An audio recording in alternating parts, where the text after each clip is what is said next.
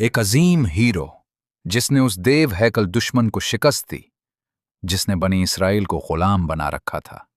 एक दाना रहनुमा जिसे अल्लाह ताला ने एक ही वक्त में नबूवत भी अता की और बादशाहत भी, और जिन्हें तीनों बड़ी आसमानी मज़ाहिब में तस्लीम किया जाता है। एक ताकतवर मुजाहिद जिसने फतूहात हासिल की, और एक पुरअसरार नबी जो परिंदों की जबान समझते थे। लेकिन उस अजीम इंसान के और कौन से राज थे जिनके बारे में अल्लाह ने कुरान में फरमाया कि उन्हें बुलंद मकाम अता किया गया। ज़बूर के बारे में वो अनजान हक़ायक़ क्या हैं, और वो चौंका देने वाला वाक़या क्या था जब एक कौम अल्लाह की नाफरमानी पर बंदर बना दी गई और उस पर लानत नाजिल हुई। एक आम चरवाहे से एक इलाही रहनुमा बनने तक का ये सफ़र कैसे तय हुआ। ये है हज़रत दाऊद अलैहिस्सलाम की हैरतंगेज़ और सच्ची दास्तान। आप देख रहे हैं दानियाल वॉइस, और आज की वीडियो में हम आपको हज़रत दाऊद अलैहिस्सलाम का मुकम्मल वाक़या सुनाएंगे। लिहाजा वीडियो को शुरू करने से पहले एक छोटी सी गुजारिश, चैनल को सब्सक्राइब करना न भूलें, वीडियो को लाइक करें और अपनी राय कमेंट्स में ज़रूर दें। नाज़रीन, एक ज़माने की बात है। एक कदीम सरजमीन में सरसब्ज़ व शादाब खेतों के दरमियान एक छोटा सा गांव आबाद था। उसी गांव में एक कमसिन लड़का परवान चढ़ रहा था जो अपने घर वालों के साथ निहायत सादा जिंदगी गुजार रहा था। वो अपने वालिद का सबसे छोटा बेटा था। ये लड़का बनी इसराइल की नस्ल से था, एक ऐसा चरवाहा जिसे लोग ज्यादा अहमियत नहीं देते थे, मगर तकदीर ने उसके लिए बड़े फैसले लिख रखे थे। उस लड़के का नाम दाऊद था। दाऊद अलैहिस्सलाम ने अपना बचपन रेवड़ की निगरानी में गुजारा। उनके दिन सरसब्ज पहाड़ियों पर गुजरते, जहां खुली वादियों में हल्की हल्की हवा चलती रहती थी। उनके पास सिर्फ एक चरवाहे की लाठी और एक छोटी सी गलील थी, लेकिन ये सादा औजार उनके लिए आम नहीं थे। वो गलील चलाने में गैर मामूली महारत रखते थे और गूंजते हुए पहाड़ों के दरमियान इबादत किया करते थे। कम उम्री ही से ये वाज़े हो गया था कि वो दूसरों से मुख्तलिफ हैं। उनका खानदान, खास तौर पर उनके बड़े भाई, ये समझते थे कि वो सारी जिंदगी एक सादा चरवाहा ही रहेगा। उनकी नज़र में दाऊद अलैहिस्सलाम न कोई जंगजू था और न कोई रहनुमा, मगर अल्लाह का मंसूबा कुछ और था। अल्लाह ने लिख दिया था कि ये नन्हा सा लड़का एक दिन पूरी कौम की तकदीर बदल देगा। लेकिन हर अजीम कहानी की तरह उनकी कहानी भी एक फैसला कुन मोड़ से गुजरने वाली थी, क्योंकि बहुत जल्द उन्हें बनी इसराइल के सबसे बड़े खौफ का सामना करना था। तारीख का एक मशहूर तरीन लम्हा आने वाला था, एक कम उम्र चरवाहे और एक देव हैकल जंगजू के दरमियान। वो देव हैकल जंगजू कोई और नहीं बल्कि जालूत था। उस वक्त जालूत अमालिका कबीले का ताकतवर बादशाह था जो मिस्र और शाम के दरमियान आबाद था। उसने बनी इसराइल को शिकस्त दी, उनकी औरतों और बच्चों को कैदी बना लिया, और वो मुक़द्दस संदूक भी छीन लिया जो हज़रत मूसा अलैहिस्सलाम के ज़माने से महफूज चला आ रहा था। उन संदूक में मुक़द्दस तबर्रुकात मौजूद थे, लेकिन बनी इसराइल की तौहीन के लिए जालूत ने उस गंदगी में फेंक दिया। कुरान में उस संदूक को ताबूत कहा गया है, जबकि यहूदियों और ईसाइयों में उसे आर्क ऑफ द कनेंट कहा जाता है। ताबूत के छिन जाने पर बनी इसराइल सख्त गमगीन और बेचैन हो गए। उनकी बस एक ही ख्वाहिश थी कि वो उसे वापस हासिल करें। उसी जमाने में उनके दरमियान एक नबी मौजूद थे जिनका नाम रिवायात के मुताबिक शमूएल अलैहिस्सलाम था। लोगों ने उनसे मुतालबा किया कि उन्हें एक ऐसा बादशाह दिया जाए जो उनकी क़यादत करे। शमूएल अलैहिस्सलाम ने दुआ की तो अल्लाह ताला की तरफ से वही आई कि तालूत को उनका बादशाह मुकर्रर किया जाए। उसी वक्त तालूत की फौज में एक 18 साला नौजवान भी मौजूद था। ये नौजवान चरवाहा दाऊद अलैहिस्सलाम था। दाऊद अलैहिस्सलाम अपने वालिद और 13 भाइयों के साथ तालूत की फौज में शामिल हुए। वो बहादुर थे और गलील चलाने में बेमिसाल महारत रखते थे। एक दिन उन्होंने अपने वालिद से कहा, तमाम पहाड़ और पत्थर मेरे साथ तस्बीह पढ़ते हैं। उनके वालिद ने जवाब दिया, ऐ दाऊद, तुम्हारे लिए खुशखबरी है। दाऊद अलैहिस्सलाम की आवाज़ निहायत बुलंद और खूबसूरत थी, इसी वजह से उन्हें तालूत के सामने पेश किया गया। तालूत को वो बहुत पसंद आया और उसने दाऊद अलैहिस्सलाम को अपना करीबी साथी बना लिया। बाद में जब तालूत की फौज अमालिका के खिलाफ जंग के लिए रवाना हुई तो रास्ते में 3 पत्थरों ने दाऊद अलैहिस्सलाम से कलाम किया और कहा, हमें उठा लो और हमारे जरिए जालूत को कत्ल करो। दाऊद अलैहिस्सलाम ने वो पत्थर उठा लिए, और जब उन्होंने गौर किया तो देखा कि वो तीनों मौजज़ाना तौर पर एक ही पत्थर बन चुके थे। दूसरी तरफ तालूत ने ऐलान किया, जो शख्स देव हैकल जालूत को कत्ल करेगा, मैं अपनी बेटी उसके निकाह में दे दूंगा। बिल आखिर तालूत का लश्कर, जो अब सिर्फ 313 सच्चे ईमान वालों पर मुश्तमिल था, दुश्मन के सामने आ खड़ा हुआ और कुरान के मुताबिक उन्होंने कहा, ऐ हमारे रब, हम पर सब्र उंडेल दे, हमारे कदम जमा दे और काफिरों के मुकाबले में हमारी मदद फरमा। उस जंग में बनी इसराइल के लिए सबसे खौफनाक नाम जालूत था, जो निहायत जालिम, बेहद ताकतवर और देव की मानंद जंगजू था। उसका जर्रा सूरज की रोशनी में चमक रहा था और उसकी भारी तलवार हवा को चीरती महसूस होती थी। वो मैदान जंग के बीच खड़ा होकर ललकारा, तुम में से कोई एक आओ और मुझसे मुकाबला करो। मगर बनी इसराइल के लश्कर में से कोई भी उस नडर देव के सामने आने की हिम्मत न कर सका। हर तरफ खामोशी छा गई, किसी के कदम आगे न बढ़े। तब दाऊद अलैहिस्सलाम आगे बढ़े और सब हैरान रह गए। जालूत ने गुरूर से उन्हें देखा और कहा, ऐ कमजोर लड़के, क्या तुम ही मेरे मुकाबले के लिए आए हो? दाऊद अलैहिस्सलाम ने पूरे इत्मीनान से जवाब दिया, मैं तुमसे लड़ने आया हूं।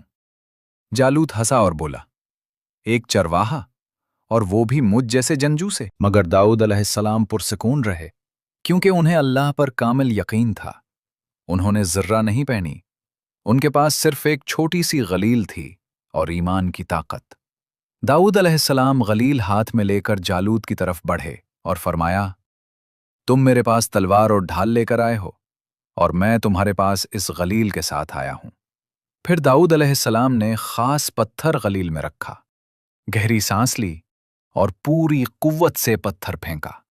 वो बिजली की रफ्तार से फजा में गया और सीधा जालूत की पेशानी पर लगा। एक लम्हे के लिए सब कुछ थम गया। फिर देव हैकल जंगजू लड़खड़ाकर घोड़े से जमीन पर आ गिरा। खामोशी टूट गई और फतह के नारे बुलंद हो गए। बनी इसराइल ने अपनी आंखों से एक नौजवान चरवाहे को एक अजीम देव को शिकस्त देते देखा। जालूत मारा गया और उसकी फौज खौफजदा होकर भागने लगी।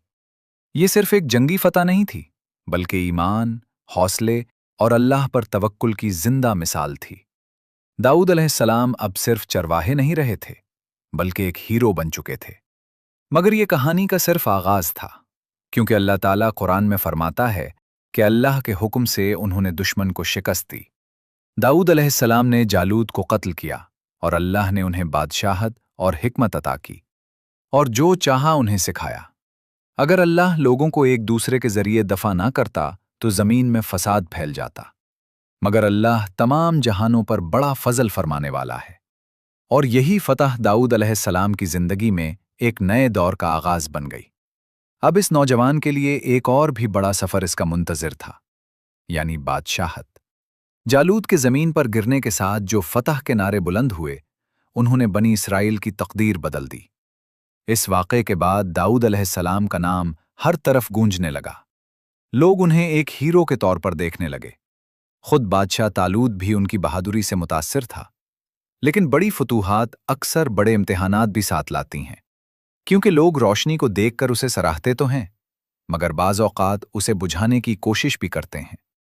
फतह के बाद तालूत ने तमाम माले गनीमत जला दिया, क्योंकि हज़रत मूसा अलैहिस्सलाम की शरीयत के मुताबिक उस वक्त माले गनीमत लेना जायज़ नहीं था, इसलिए उसे जलाना ज़रूरी था। जब तालूत यरूशलेम वापस आया तो शमूएल अलैहिस्सलाम ने उससे कहा, अल्लाह ने तुम्हें वो फतह दे दी जिसका वादा किया था, अब तुम अपना वादा पूरा करो। चुनाचे तालूत ने अपनी बेटी का निकाह दाऊद अलैहिस्सलाम से कर दिया। इब्तिदा में तालूत दाऊद अलैहिस्सलाम से मोहब्बत से पेश आता रहा और उन्हें अपनी फौज में अहम मकाम दिया। लेकिन वक्त के साथ साथ लोगों की बढ़ती हुई मोहब्बत ने तालूत के दिल में हसद के बीज बो दिए। बनी इसराइल में फैलने वाला एक जुमला उसे रातों को सोने न देता था।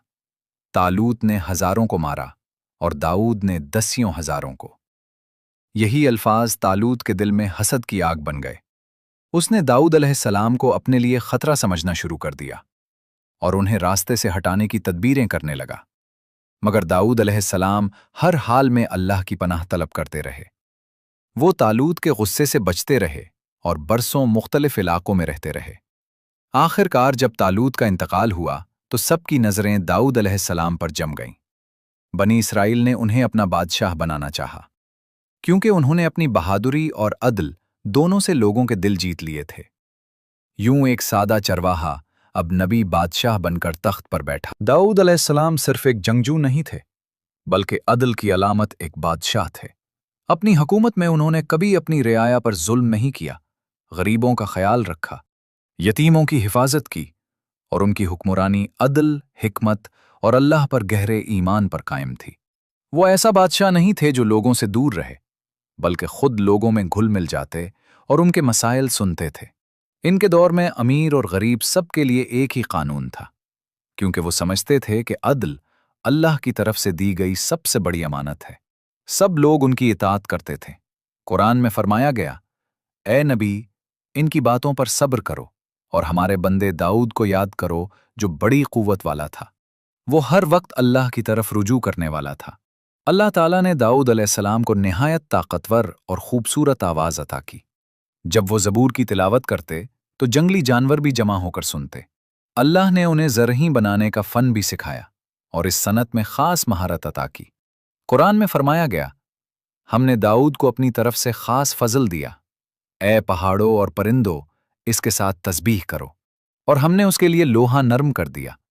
کشادہ زرعی بناؤ اور ان کے حلقے اندازے سے رکھو، نیک عمل کرو، بے شک میں تمہارے اعمال کو دیکھ رہا ہوں۔ اور ہم نے اسے زرعی بنانا سکھایا تاکہ وہ تمہیں جنگ میں محفوظ رکھیں، تو کیا تم شکر گزار نہیں ہوگے؟ داؤد علیہ السلام کے زمانے سے پہلے زرعی زیادہ کارآمد نہیں ہوتی تھیں، وہ سیدھی اور چپٹی لوہے کی تختیوں سے بنائی جاتی تھیں۔ مگر اللہ تعالیٰ نے داؤد علیہ السلام کو ذرہ سازی کا ایک نیا اور بہتر طریقہ سکھایا۔ اللہ نے ان کے لیے لوہے کو نرم کر دیا، انہوں نے اس سے چھلے بنائے اور ایسی لچکدار اور مضبوط زرعی تیار کیں جو جنگ میں نہایت مفید ثابت ہوئیں۔ اس طرح داؤد علیہ السلام نے نہ صرف اپنی فوج کو دشمنوں سے محفوظ کیا، بلکہ اپنے ہاتھوں کی محنت سے روزی بھی کمائی۔ حالانکہ وہ نبوت، بادشاہت اور دولت کے مالک تھے، مگر پھر بھی اپنی محنت سے کمانا پسند کیا۔ جیسا کہ نبی کریم صلی اللہ علیہ وسلم نے فرمایا، کسی انسان نے اس کھانے سے بہتر کھانا نہیں کھایا جو اس نے اپنے ہاتھوں کی کمائی سے کھایا ہو۔ اور اللہ کے نبی داؤد علیہ السلام اپنے ہاتھوں کی کمائی ہی سے کھاتے تھے۔ اب آتے ہیں اس قوم کے واقعے کی طرف جو بندر بنا دی گئی۔ یہ اصحاب سبت تھے جو مصر اور مدینہ کے درمیان بحیرہ قلزم کے کنارے واقع شہر مدین میں آباد تھے۔ ان کی تعداد تقریباً 70,000 تھی۔ ان پر ہفتے کے دن یعنی سنیچر کو ہر قسم کا کام حرام تھا، اور وہ اسی دن عبادت کے پابند تھے۔ انہوں نے داؤد علیہ السلام سے بھی یہ عہد کیا تھا کہ وہ اس دن شکار نہیں کریں گے، مگر بعد میں شیطان نے انہیں وسوسہ دیا کہ تمہیں مچھلی پکڑنے سے نہیں بلکہ کھانے سے منع کیا گیا ہے۔ اللہ کی طرف سے آزمائش یہ ہوئی کہ ہفتے کے دن مچھلیاں کثرت سے آتیں اور باقی دنوں میں غائب ہو جاتیں۔ اس آزمائش نے بعض لوگوں کو گمراہ کر دیا۔ یوں وہ 3 گروہوں میں بٹ گئے۔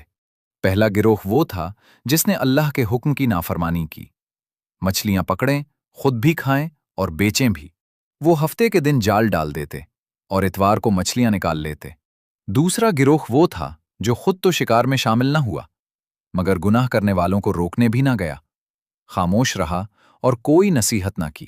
تیسرا گروہ وہ تھا جو خود بھی اللہ کے حکم پر قائم رہا اور دوسروں کو بھی منع کرتا رہا، بلکہ خاموش رہنے والوں کو بھی ملامت کرتا تھا۔ خاموش لوگ کہتے تھے، تم کیوں ایسے لوگوں کو نصیحت کرتے ہو جو ویسے ہی ہلاک ہونے والے ہیں؟ تم اپنی محنت ضائع کر رہے ہو۔ تو نصیحت کرنے والوں نے جواب دیا، ہم یہ اس لیے کر رہے ہیں بعد میں اس تیسرے گروہ کو اندیشہ ہوا کہ کہیں عذاب سب کو نہ لپیٹ لے، چنانچہ انہوں نے ایک دیوار بنا کر خود کو الگ کر لیا۔ پھر ایک دن جب دیوار کے اس پار سے آوازیں اچانک بند ہو گئیں تو انہوں نے جا کر دیکھا کہ نافرمان لوگ ایک ہی رات میں بندر بنا دیے گئے تھے۔ وہ چند دن تک اپنے فرما بردار رشتہ داروں کے درمیان ذلت کے ساتھ گھومتے رہے اور 3 دن بعد سب ہلاک ہو گئے۔ امام بغوی رحمہ اللہ اپنی تفسیر معالم التنزیل میں لکھتے ہیں کہ وہ لوگ بھی بندر بنا دیے گئے جو خود شکار میں شامل نہ تھے، مگر گناہ کرنے والوں کو روکنے سے خاموش رہے۔ اور قرآن میں اس واقعے کو یوں بیان کیا گیا ہے، ان سے اس بستی کا حال پوچھو جو سمندر کے کنارے تھی، جب وہ ہفتے کے دن کی نافرمانی کرتے تھے۔ ان کے لیے مچھلیاں ہفتے کے دن ظاہر ہو کر آتیں اور دوسرے دنوں میں نہ آتیں۔ اسی طرح ہم نے ان کی نافرمانی کی وجہ سے انہیں آزمائش میں ڈالا۔ جب ان میں سے ایک گروہ نے کہا، تم ایسے لوگوں کو کیوں نصیحت کرتے ہو جنہیں اللہ ہلاک کرنے والا ہے یا سخت عذاب دینے والا ہے؟ تو نصیحت کرنے والوں نے جواب دیا، تاکہ ہم اپنے رب کے حضور معذور ہوں اور شاید یہ لوگ ڈر جائیں۔ پھر جب انہوں نے نصیحت کو نظر انداز کر دیا تو ہم نے ان لوگوں کو بچا لیا جو برائی سے روکتے تھے، اور ظالموں کو ان کی نافرمانی کی وجہ سے سخت عذاب میں پکڑ لیا۔ پھر جب وہ ممنوع کام سے باز نہ آئے اور سرکشی پر اتر آئے تو ہم نے ان سے کہا، ذلیل بندر بن جاؤ۔ چونکہ مسلمان تمام انبیاء پر ایمان رکھتے ہیں اور ان میں فرق نہیں کرتے، حتیٰ کہ حضرت عیسیٰ علیہ السلام کو بھی نبی مانتے ہیں، اس پر یہودیوں نے ایک مرتبہ کہا، ہم تمہارے دین سے بدتر کوئی دین نہیں جانتے۔ اس کے جواب میں یہ آیت نازل ہوئی، کہہ دو، کیا میں تمہیں اس سے بھی بدتر انجام بتاؤں جو اللہ کے ہاں سزا کے لحاظ سے ہے؟ وہ لوگ جن پر اللہ نے لعنت کی، جن پر اس کا غضب نازل ہوا، جنہیں اس نے بندر اور سور بنا دیا، اور جنہوں نے طاغوت کی عبادت کی، یہ لوگ بدترین مقام میں ہیں اور سیدھی راہ سے سب سے زیادہ دور ہیں۔ جہاں تک داؤد علیہ السلام کی دعاؤں کا تعلق ہے تو نبی کریم صلی اللہ علیہ وسلم نے ایک مرتبہ ان کی ایک نہایت خوبصورت دعا بیان فرمائی، اے اللہ، میں تجھ سے تیری محبت مانگتا ہوں اور ان لوگوں کی محبت مانگتا ہوں جو تجھ سے محبت کرتے ہیں، اور ایسے اعمال مانگتا ہوں جو مجھے تیری محبت کے قریب کر دیں۔ اے اللہ، اپنی محبت کو مجھے میری جان، میرے گھر والوں اور ٹھنڈے پانی سے بھی زیادہ محبوب بنا دے۔ اس دعا کے ذریعے نبی کریم صلی اللہ علیہ وسلم نے ہمیں سکھایا کہ مانگ سکتے ہیں جیسا کہ داؤد علیہ السلام مانگتے تھے۔ داؤد علیہ السلام کو بے شمار فضیلتیں عطا کی گئیں، اللہ کی مدد، طاقتور لشکر، عظیم فوج، نبوت، حکمت، درست فیصلہ، ایک کتاب، شریعت، علم، عمل، فصاحت اور گہری بصیرت۔ اللہ تعالیٰ فرماتا ہے، ہم نے اس کی بادشاہت کو مضبوط کیا اور اسے حکمت اور فیصلہ کن گفتگو عطا کی۔ اور اللہ نے یہ بھی فرمایا، اے داؤد، ہم نے تمہیں زمین میں خلیفہ بنایا ہے، پس لوگوں کے درمیان عدل کے ساتھ فیصلہ کرو اور خواہش نفس کی پیروی نہ کرو، ورنہ وہ تمہیں اللہ کے راستے سے بھٹکا دے گی۔ بے شک جو لوگ اللہ کے راستے سے بھٹکتے ہیں ان کے لیے قیامت کے دن سخت عذاب ہے، اس وجہ سے کہ انہوں نے حساب کے دن کو بھلا دیا۔ داؤد علیہ السلام جو نبی بھی تھے اور بادشاہ بھی، اپنے وقت کو 4 حصوں میں تقسیم کرتے تھے۔ ایک حصہ عبادت کے لیے، دوسرا حصہ لوگوں کے درمیان فیصلے کے لیے، تیسرا حصہ نصیحت اور واعظ کے لیے، اور چوتھا حصہ اپنی ذاتی ضروریات کے لیے۔ داؤد علیہ السلام کو زندگی میں کچھ آزمائشوں کا بھی سامنا کرنا پڑا۔ آخر کار اللہ نے انہیں ان کی انسانی کمزوریوں اور ممکنہ لغزشوں کا احساس دلایا، تو داؤد علیہ السلام نے فوراً توبہ کی۔ اللہ نے انہیں معاف فرما دیا اور اس راستے کی ہدایت دی جو ہمیشہ کی زندگی کی طرف لے جاتا ہے۔ ایک دن داؤد علیہ السلام عبادت میں مشغول تھے کہ اچانک 2 آدمی ان کے پاس آ گئے۔ حالانکہ ان کی خلوت گاہ میں کسی کو داخل ہونے کی اجازت نہیں تھی اور دروازے بند ہوتے تھے۔ داؤد علیہ السلام ان کے اچانک ظاہر ہونے سے گھبرا گئے۔ انہوں نے بتایا کہ وہ عبادت میں ہیں، مگر ان لوگوں نے بات نہ مانی اور کہا، عبادت کا کوئی خاص دن نہیں ہوتا۔ پھر انہوں نے اپنی فریاد اور معاملہ بیان کرنا شروع کیا۔ قرآن مجید میں اس قصے کا باقی حصہ یوں بیان کیا گیا ہے، اے محمد صلی اللہ علیہ وسلم، کیا تمہارے پاس جھگڑنے والے 2 آدمیوں کی خبر آئی؟ وہ عبادت گاہ کی دیوار پھلانگ کر داؤد علیہ السلام کے پاس آ گئے، تو وہ ان سے گھبرا گئے۔ انہوں نے کہا، ڈریے نہیں، ہم 2 فریق ہیں، ہمارے درمیان جھگڑا ہے، آپ ہمارے درمیان حق کے ساتھ فیصلہ کریں، ناانصافی نہ کریں اور ہمیں سیدھی راہ دکھا دیں۔ ان میں سے ایک نے کہا، یہ میرا بھائی ہے، اس کے پاس 99 دمبیاں ہیں اور میرے پاس صرف 1 ہے، پھر بھی یہ کہتا ہے کہ وہ بھی مجھے دے دو، اور گفتگو میں اس نے مجھے دبا لیا۔ داؤد علیہ السلام نے فرمایا، یقیناً اس نے تم پر ظلم کیا ہے کہ تمہاری 1 دمبی بھی اپنی دمبیوں میں شامل کرنا چاہتا ہے، اور حقیقت یہ ہے کہ اکثر شریک ایک دوسرے پر زیادتی کرتے ہیں، سوائے ان کے جو ایمان لائے اور نیک عمل کیے، اور ایسے لوگ بہت ہی کم ہیں۔ پھر داؤد علیہ السلام کو احساس ہوا کہ ہم نے ان کا امتحان لیا ہے، चुनाचे उन्होंने फौरन अपने रब से मग़फ़िरत मांगी, सजदे में गिर गए और अल्लाह की तरफ रुजू किया, तो हमने उन्हें माफ़ कर दिया, और यकीनन उनके लिए हमारे यहाँ कुर्बत भी है और बेहतरीन अंजाम भी।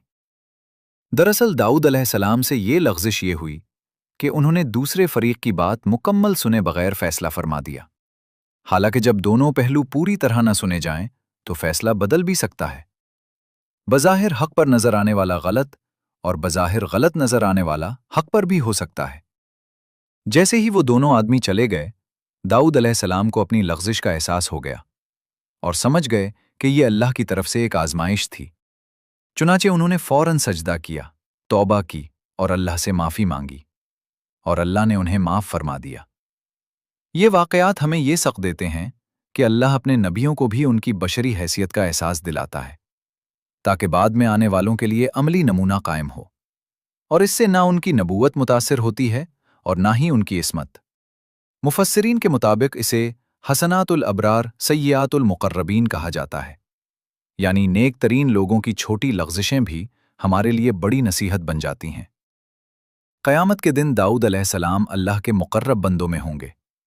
नबी करीम सल्लल्लाहु अलैहि वसल्लम ने फरमाया, अदल करने वाले क़यामत के दिन रहमान के पास नूर के मिंबरों पर होंगे। ये वो लोग हैं जो अपने फ़ैसलों में, अपने घर वालों में और जिनके वो ज़िम्मेदार हैं, सब के साथ अदल करते हैं। और आप सल्लल्लाहु अलैहि वसल्लम ने ये भी फरमाया, क़यामत के दिन अल्लाह के नज़दीक सबसे महबूब और सबसे ज़्यादा करीब आदिल हुक्मरान होगा, और सबसे नापसंदीदा और सबसे दूर जालिम हुक्मरान। उसी बारे में हज़रत अली रज़ी अल्लाह अन्हु ने फरमाया, अगर कोई दाऊद अलैहिस्सलाम के किस्से को गलत और बदसूरत अंदाज में बयान करे, जैसे बाज़ किस्सा गो करते हैं, तो मैं उसे 160 कोड़े लगाऊंगा। बिलाशुबा दाऊद अलैहिस्सलाम को अल्लाह के यहाँ ख़ास कुर्ब, बुलंद मर्तबा और जन्नत में हसीन मकाम हासिल होगा।